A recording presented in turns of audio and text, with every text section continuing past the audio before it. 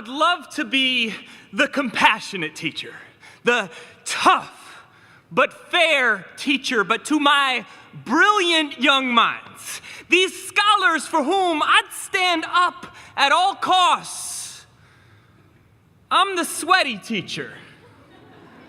Not the compassionate teacher who, hey, by the way, happens to sweat, or even the teacher who sweats. No, the sweaty teacher.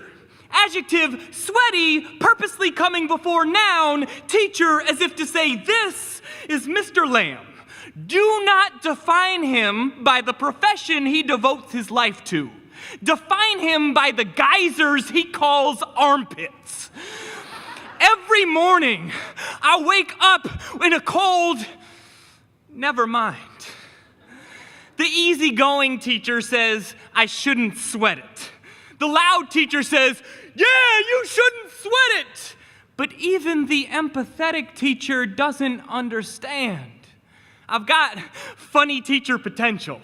I used to pretend the notes I confiscated in class were thank you letters. Acknowledgments of my great teaching.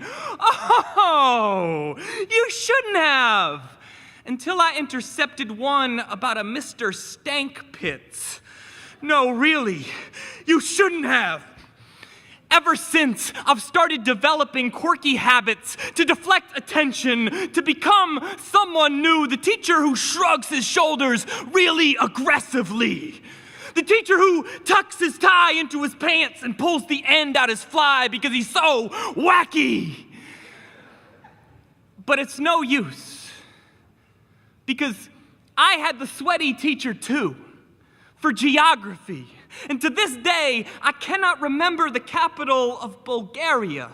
And the two bodies of water I know the most about sat below his shoulders. And now, I'm the one looking like I got the Atlantic and Pacific in headlocks. The one being asked, how was the dunk tank? There was no dunk tank. We live in New Orleans and it is humid. Is how I'd respond if I was the angry teacher.